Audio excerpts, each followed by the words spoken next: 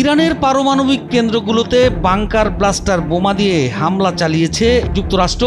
লক্ষ্য তেহরানের পারমাণবিক সক্ষমতাকে ধ্বংস করে দেয়া।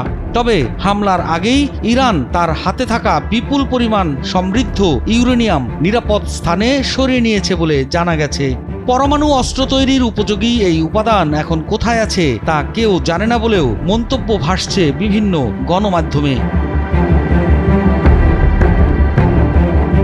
আন্তর্জাতিক পরমাণু শক্তি সংস্থা IAEA এর মহাপরিচালক রাফায়েল গ্রোসি বলেছেন, তারা জানেন না ইরান তাদের সমৃদ্ধ ইউরেনিয়ামের মজুদ কোথায় স্থানান্তর করেছে। এমনকি এটি দিয়ে পরমাণু বোমা তৈরির চেষ্টা করা হবে কিনা তাও নিশ্চিত নয়। ফলে ইরানের পারমাণবিক কর্মসূচি নিয়ে উদ্বেগ আরও বাড়ছে। সিএনএনকে দেয়া এক সাক্ষাৎকারে গ্রোসি বলেন, ইরান বর্তমানে প্রায় 400 কেজি ইউরেনিয়াম 60% পর্যন্ত সমৃদ্ধ করেছে, যা 90% কাছাকাছি।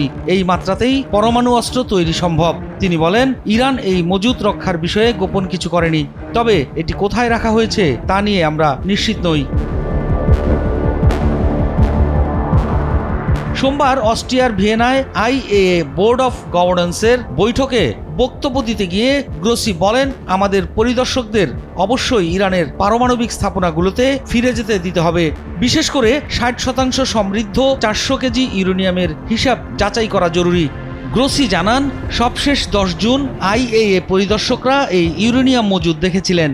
এর 3 দিন পরই ইসরায়েল ইরানের উপর হামলা চালায়, যার লক্ষ্য ছিল মূলত ইস্পাহান ও নাতানজের পারমাণবিক স্থাপনাগুলো। পরে যুক্তরাষ্ট্র এই অভিযানে অংশ নেয় এবং ফোর্ডো কেন্দ্র সহ ওইসব স্থাপনায় হামলা চালায়। গ্রোসি আরাগোচিকে বলেন, ইরান যদি পারমাণবিক উপাদান স্থানান্তর করে তবে অবশ্যই IAEA কে জানাতে হবে। তিনি আরো বলেন, সংঘাত বন্ধ না হলে আন্তর্জাতিক পরিদর্শকদের ইরানে পাঠানো সম্ভব নয়। আমরা চাই যুদ্ধ বন্ধ হোক, যেন IAEA দলগুলো সেখানে গিয়ে বাস্তব পরিস্থিতি মূল্যায়ন করতে পারে। এদিকে মার্কিন প্রেসিডেন্ট ডোনাল্ড ট্রাম্প বিমান হামলা চালিয়ে ইরানের প্রধান পারমাণবিক স্থাপনা ধ্বংস করার দাবি করেছেন। বিভিন্ন আন্তর্জাতিক সংস্থা বলছে, যুক্তরাষ্ট্রের ওই হামলার পর ইরানের পারমাণবিক স্থাপনাগুলোর চারপাশে তেজস্ক্রিয়া ছড়িয়ে পড়ার কোনো স্পষ্ট প্রমাণ এখনো পাওয়া যায়নি। তাহলে তেহরানের ইউরেনিয়ামের মজুদের কি হলো? যুক্তরাষ্ট্র ইরানের পারমাণবিক কর্মসূচির ক্ষতি আদতে কতটা করতে পেরেছে? যুক্তরাষ্ট্র গত শনিবার দিবাগত রাতে ইরানের 3টি গুরুত্বপূর্ণ পারমাণবিক স্থাপনায় হামলা চালায়। সুপরিকল্পিত ওই অভিযানের মাধ্যমে দেশটি ইসরায়েল ও ইরানের মধ্যে চলমান সংঘাতে সরাসরি জড়িয়ে পড়ে। যুক্তরাষ্ট্রের এই অভিযানের ফলে এমন এক সময়ে মধ্যপ্রাচ্যে সামরিক সংঘাত আরও বৃদ্ধির আশঙ্কা দেখা দিয়েছে, যখন গাজায় ইসরায়েলের নৃশংস হামলা অব্যাহত রয়েছে। সম্প্রতি টেলিভিশনে দেয়া এক ভাষণে মার্কিন প্রেসিডেন্ট ডোনাল্ড ট্রাম্প হামলার পক্ষে যুক্তি তুলে ধরে বলেন, ইরানের পারমাণবিক অস্ত্র অর্জনের হুমকি ঠেকানোর লক্ষ্যে এই হামলা চালানো হয়েছে।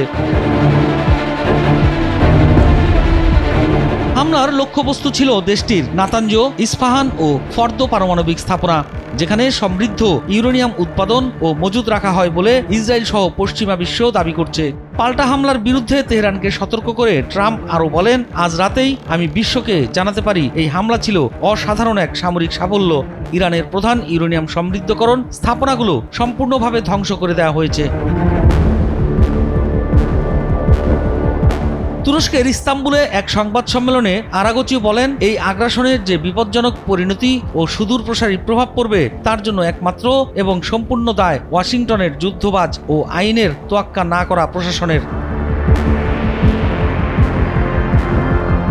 যুক্তরাষ্ট্রের হামলায় ক্ষয়ক্ষতির বিষয়ে ইরানি কর্মকর্তারা এখনও বিস্তারিত কোনো তথ্য দেয়নি। হয়তো তারা হামলার প্রভাব কমিয়ে দেখানোর চেষ্টা করছে।